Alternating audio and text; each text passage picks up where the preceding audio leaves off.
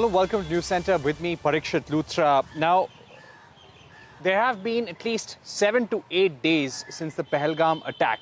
The hunt for the terrorists is on. There is a lot of anger with Pakistan, but India has been behaving in a very mature fashion. It has been molding international opinion against Pakistan, taking measures economically to isolate the country, and also evaluating different military responses. The Prime Minister has been holding a series of high-level meetings over the last few days. Just yesterday, he held a meeting with NSA Ajit Doval, with Rajnath Singh, the Defence Minister, the three service chiefs, and the message was that we will inflict a crushing blow on terrorism. Secondly, the armed forces chiefs have the operational independence to decide the timing and the response to the Pahalgam attack. Today, there was a very important meeting of the Union Cabinet, of the CCPA and the Cabinet Committee on Security as well, where India's responses were once again reviewed. Let's also not forget that yesterday, after the meeting of the Prime Minister with the service chiefs, Home Minister Amit Shah visited 7 Lok Kalyan Marg, which is the Prime Minister's official residence in New Delhi, and also RSS Chief Mohan Bhagwat too visited the Prime Minister and had a meeting with him. Now, the meeting with the service chiefs went on for at least a good 35 to 40 minutes. On the border, the Pakistani government, the army, have been violating the ceasefire. They have violated the ceasefire at multiple locations across the line of control and the international border over the last 6 days. India has retaliated very effectively as well. Just at the international border, we're told last evening, around 8:15 and 9:15, between this period, at least 1,000 rounds are fired by forces on both sides. So India remains at a very high alert. Also in Jammu and Kashmir, we're looking at intense counter-terror operations in Pahalgam, in Kupwara and other areas. Joining us right now to break down the government strategy, the defense strategy right now, we have with us Kanwal Sibal, currently a Chancellor at the Jawaharlal Nehru University. He has also been India's Foreign Secretary and former Ambassador to the US. We've got former diplomat Phunchok Stobdan. Also, Major General Dhruv Katoch of the India Foundation is also with us. Gentlemen, thank you very much for joining us. Major General Katoch, how do you see India's response coming in? Because the Pakistani army has been saying India does not have a shred of evidence. They've been violating the ceasefire quite regularly. What do you think the Pakistani army, the government, is trying to do at this stage? And how would you describe India's response and strategy to a viewer? Thank you, Parikshit. I think the Indian response has been very measured. Firstly, as soon as the dastardly attack took place, it didn't take very long for us to find out where the electronic signatures were coming from. And that was traced to 2 locations within Pakistan. So the Pakistani hand was confirmed. And after that, the ball was set rolling in a series of actions which were announced. And in the yesterday's meeting and in today's meeting, I think both these meetings are very important because they are setting out the future course as to what is going to be our response. Now, the Prime Minister had made it very clear that there will be a response. So the political will has been shown. So the government is firmly behind, the nation is firmly behind the government, and the nation is united in this particular effort. So here in India, we have consolidated all our energies, political, diplomatic, military, onto what we hope to achieve as a desired end state. On the Pakistani side, I'm afraid there has been a bit of a confusion. Their ministers have been talking in different voices, and mostly they have been threatening, even going as far as to talk of using a nuclear option, which in my personal opinion, I think is quite absurd. But that notwithstanding, the very fact that the border has been ratcheted up by the Pakistanis and they're resorting to firing, in my view, they're trying to get the world opinion. They want to get the world leaders to put pressure on both the countries to maintain a status quo. Now, that is not going to happen. Regardless of what world leaders say, there will be a response from the Indian side. That response will be severe. When it takes place and how it takes place, we will see in the course of time. Those things cannot be discussed nor disclosed. But what can be stated with certainty is the Prime Minister has a resolve, the government has got a resolve, the people of India are resolved, and there will be action to avenge what has happened on the 22nd of April. Parikshit. Right, right. Ambassador Sybil, if I could get you in on the implications of any retaliation, what do you think the calculations would be when we're looking at our military options? One also has to keep in mind that what happens with Pakistan cannot be looked at only as a Pakistani problem. You have the involvement of China that we need to look at as well. What do you think are the diplomatic and geopolitical implications of any military move by India? Well, it's a very difficult decision that government of India has to take because it will not be cost-free. If we go in for a military option, Pakistan is bound to react. Their entire, self-image has always been that they will hit back very strongly. They have the means to do so. They are very gung-ho, very aggressive. They have to therefore prove that the huge military machine that they have built over the years, which has monopolized a large part of the budget of the state, means something.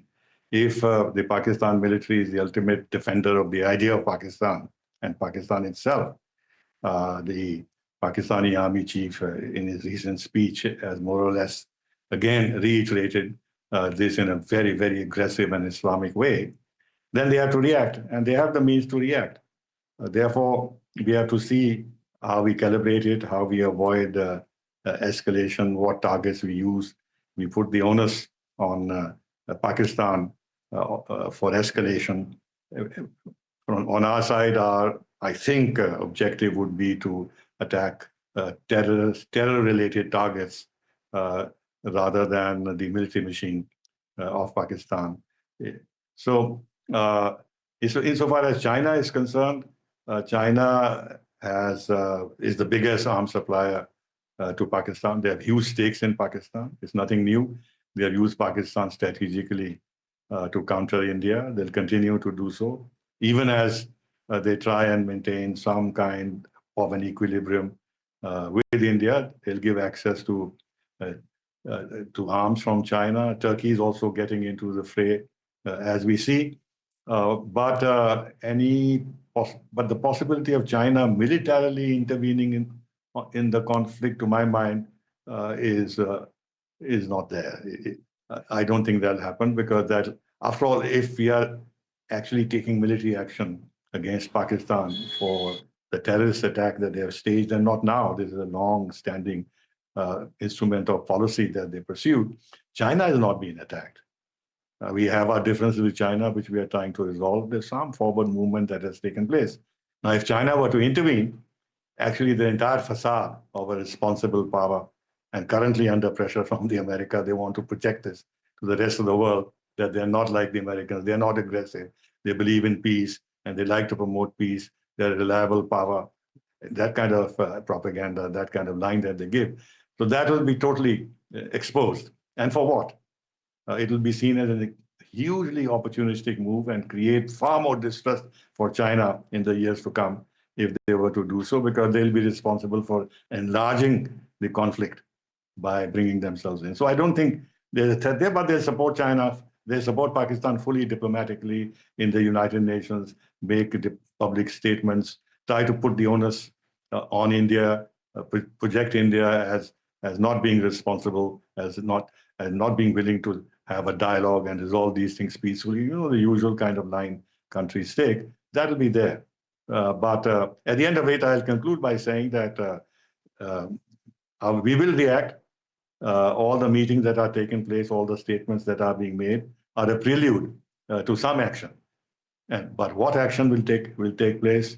What will be the scale of that? Whether it will be, to begin with, a one-off thing, and then leave it to Pakistan to escalate, and then put the onus of Pakistan for enlarging the conflict. Let's see what happens. All right.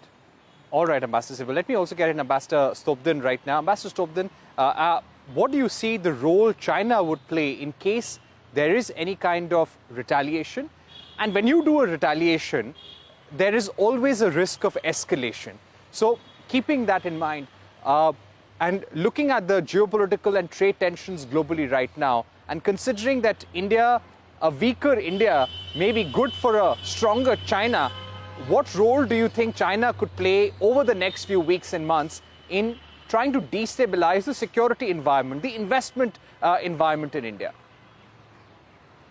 I think that's a very long question, but I think according to the Wang Yi statement, there's nothing such noises have been made by the Chinese. They only said that there should be inquiry, there should be impartial investigation into what has happened. There's some diplomatic support, but beyond that, they even haven't said anything even on the water. So the fact of the matter is China is also involved in Indus. It's a upper riparian country, from Kailash. Therefore, it's a huge point that Chinese are avoiding. I don't think they have any thinking also in this regard. I don't see, and I think from the previous experience, I don't see Chinese are doing such stupid things like intervening. Okay, military sales, arms sales, that is all right. The only worried part now I am is that that J-35, jets that would be supplied, some 40 of them to the Pakistanis. That will upset the balance. Although I'm sure that we have adequate preparation of the aircraft, the air superiority has to be maintained. In the case of Indo-Pakistan, I think conflict, it's not like India-China conflict. Indo-Pakistan conflict, we need to think about the air power. Of course, the blockage of the sea is all right, that is possible. But the air power has to be very, very, very sure about it, because we are very close to whatever we are doing. I mean, they could hit any of the river side or dam side or any strategic side. We are very close to the Pakistani border. Unless those things are taken care of, I don't see in the first place all-out war this time. There would be, should put something here and there, but if possible, maybe in my area, in Turtuk sector, we could take something like 80 kilometers depth in the POK. That's the only advantage I see. But in the Cham sector, in the Rajasthan sector, I don't see we can do much. Hitting targets there, that's possible. But all-out war, I don't think. But my own sense is that after a week from now, they will force General Modi to step down and diffuse the tension. That's how, Right. that is how things are going to work out. It's not going to be very, very, we have also seen that we may talk about all these things, but ultimately you land up, even with China, you have to think seriously about war. Absolutely. You know, we've just got a statement also that the Director General of Military Operations of India and Pakistan talked over hotline yesterday to discuss the unprovoked ceasefire violations by Pakistan. India warned Pakistan against the unprovoked violations by Pakistani army along the line of control and the international border. Major General Katoch, if I were to get you in at this stage, how would you describe this strategy by Pakistan? Now, what we are given to understand that there have been 15 ceasefire violations by Pakistan in 2025. 6 or 7 of those have happened in the last 1 week itself. And it's happening in a couple of areas where Pakistan perceives that it has a dominance against India. Why is this happening? Of course, the Indian army is also retaliating. Also on cyber attacks. While there are ceasefire violations taking place, there have been cyber attacks on certain army-related websites by Pakistani state actors. Why do you think these two facts are taking place on the ground? Well, firstly, as far as the firing which is taking place on the international border in some places and generally on the line of control, I think that is in my view, it's a war avoidance strategy by the Pakistanis. They want they want the borders to heat up and escalate to a level by which the world will start getting concerned and then put pressure on both the countries to desist. They will in that process they would like to avoid what India aims to do. That we've already made a statement that there will be consequences to Pakistan on what they have on the 22nd April attack. Now, I think it is to avoid that doing this the minor escalation along the border to avoid something bigger cropping up later. But that's not really going to happen because India is not going to be concerned about international opinion or any country putting pressure. We have made up choice and we will go ahead with what we are doing. On cyber, I think that is ongoing. Cyber is not something new which is happening now. The cyber attacks have been ongoing by various people. It could be the Chinese, could be the Pakistanis and others. And this time being, when the hostilities are ratcheting up, I think the cyber attacks will also ratchet up. I'm quite certain that we'll be from the Indian side, similar attacks must be taking place on the Pakistani side too. So that is simply a part of non-kinetic warfare, which will continue all the year round.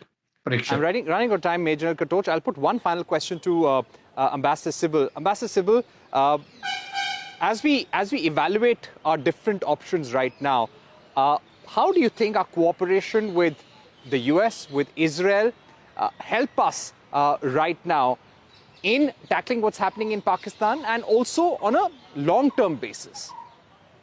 Look, United States has not been able to tackle Pakistan all these years, despite their war on terror. In fact, if you look at Pakistan's record, they have hurt United States interests very deeply over the years. There's been a Pakistan hand even in the World Trade Center bombing. United States certainly, unlike in the past, can give us diplomatic cover. Even when we had the Balakot operation, President Trump in his first term had said that India has a right to self-defense. And now, and it's actually something which we should be glad that the United States at the highest level has been very supportive of India on this terrorist attack that took place at the level of Trump himself, Vice President Vance, the Secretary of State, the Deputy Secretary of State, the FBI Director, the Director of National Intelligence, the Attorney General. All these people have issued very supportive statements, which means, and then President Trump himself has said, let the two countries sort this out themselves, which means he has given us some kind of a green light to go ahead and decide what should be the level of our military action or other actions against Pakistan. They have not criticized the fact that we have suspended the Indus Waters Treaty. In fact, none of the countries who are our partners, Western countries, have said anything to this effect. So therefore, to that extent, if we decide to take military action, I don't think we will have problems with the United States. Of course, China will immediately go to the UN Security Council and insist on a discussion there to ward off the conflict and that sort of a thing. And that's where the support from the United States, France, Russia, and others would become very critical and important. And I think we will get it. But at the end of the day, no country is going to publicly support the idea of a conflict between India and Pakistan. That's part of the international system. At best, they can keep quiet and say the usual, that there should be restraint on all sides and war is not a solution, and there should be de-escalation, reduction of tension, and dialogue. That kind of thing would be said, but that need not worry us too much if we decide to take some action on the ground. But it has to be a very calibrated action, in my mind. Okay, we've run out of time. Thank you very much, Major General Katoch, Ambassador Sybil, and Ambassador Stobdan for joining us. We'll take a break, but don't go anywhere. When we return, we'll talk about the Indo-US trade negotiations. And Donald Trump is saying that he's very hopeful of having a trade deal with India very soon. Let's talk about that with Jayan Dasgupta, former Indian ambassador to WTO. We'll be right back.